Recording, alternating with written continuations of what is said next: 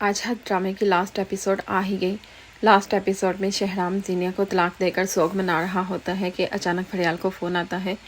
Phone Firoz का होता है। फिरोज़ फरियाल को बोलता है, आपको मुबारक हो, आप मामी बन गई है, अल्लाह ताला ने हमें बेटी से नवाजा है। फरियाल शहराम को बताती है और वो फिर सब मिलकर शहराम के अलावा सब अस्पताल जाते हैं।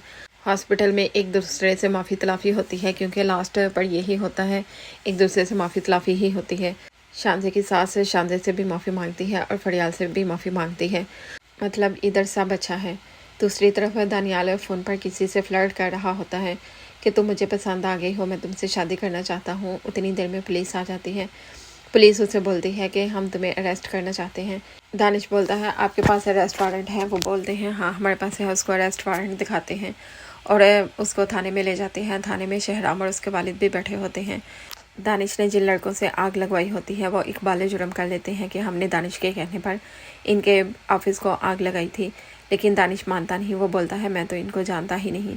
फिर पुलिस वाले दानिश को रिकॉर्डिंग सुनाते हैं जिसमें दानिश उनको हुक्म दे रहा होता है कि तुम लोग शहराम के ऑफिस को आग लगा देना, इसके बाद मुकरने की कोई गुंजाइश नहीं होती। शहराम बोलता है, मैंने अपनी पूरी ज़िंदगी में तुम जैसा घटिया इंसान नहीं देखा। पुलिस वाले शहराम को तसल्ली देते हैं कि आप फिक्र ना करें, जितना आपका नुकसान हुआ है हम दानिश की प्रॉपर्टी सेल करके आपका वो नुकसान पूरा करेंगे और ये सब आपके वालिद की कोशिशों का नतीजा है। इन्होंने ही इसको पकड़वाने में हमारी मदद की है। दूसरी तरफ जब वो घर जाते हैं तो फरियाल और उसकी सास खुद ही टेबल पे खाना सर्व कर रही होती हैं। फरियाल के ससुर नुकरानी के बारे में पूछते हैं कि वो किधर है, तुम दोनों क्यों खाना सर्व कर रही हो। तो फरियाल की सास बोलती है, वो भी जीनिया की चमचे निकली, वो हमारी सारी रिकॉर्डिंग करके जीनिया को सुनवाती थी और फरियाल ने उसको पकड़ लिया। उसके ससुर हैरान हो जाते हैं, बोलते हैं कि जीनिया कैसी कैसी मकारियाँ करती हैं, हमारी तो समझ में भी नहीं आता। उसके बाद जीनिया के चाचू और चाची जीनिया के घर आते हैं उसकी माँ का पता लेने, सीरत बेगम का। जिधर जीनिया आके अपने चाचू और चाची से बदतमीजी करती है, उसकी माँ उसको थप्पड़ मारती है और बोलती है कि तुम क्यों इनसे बदतमीजी कर रही हो, चाचू बाप के बराबर होता है। जीनिया बोलती है, सारी ज़िंदगी आपने हमें नफरत सिखाई है और आज आप इनकी इज्जत करने का हमें बता रही हैं। मैं मार ही क्यों नहीं जाती। फिर कमरे में जाती है और पंखे पर लटकाती है दुपट्टा, लेकिन फांसी लेने में थोड़ी देर हो जाती है और इसका हौसला भी नहीं पड़ रहा था कि कैसे अपने आप को इसके ऊपर लटकाए। उतनी देर में ये सब लोग दरवाज़ा तोड़कर अंदर आ जाते हैं और पहले अपनी माँ से थप्पड़ खाती है, फिर ज़रार से थप्पड़ खाती है। इस ड्रामे में इसने 5 से 6 थप्पड़ खाए हैं। फिर ये पागलों वाली हरकतें करना लग जाती है, शहराम को ढूंढती रहती है। उसकी माँ को याद आता है कि जब शांति की तलाक हुई थी तो ये किस तरीके से आकर शांति का मजाक उड़ा रही थी और दोनों माँ बेटियाँ हंसती हैं शांति की हालत पर कि वो आके कैसे बोलती है, कैसे एक्टिंग करती है। जीनिया बोलती है, सब ड्रामे हैं इसके, कोई कैसे किसी को इतना प्यार कर सकता है। और आज इसकी अपनी हालत पागलों जैसी हुई होती है। उसकी माँ को सब याद आ रहा होता है कि कैसे इन दोनों ने शांति का मजाक उड़ाया था। ज़रार अपनी माँ से बोलता है, मैं वापस जा रहा हूँ, मैं उधर जाकर आपको भी बुला लूँगा। लेकिन उसकी माँ बोलती है, मैं कहीं नहीं जाऊँगी, मेरी बेटी को मेरी ज़रूरत है, मैं इधर ही रहूँगी अपनी जीनिया के पास। शहराम बोलता है, ठीक है, महक और बच्चे मेरा इंतज़ार कर रहे हैं, मुझे जाना है, मैंने आपके लिए नया घर खरीदा लिया है। और वो चला जाता है और ये माँ बेटियाँ अकेली ही रह जाती हैं। कुछ दिनों बाद जीनिया को कॉल आती है जॉब की। वो जॉब करने जाती है किसी स्कूल में।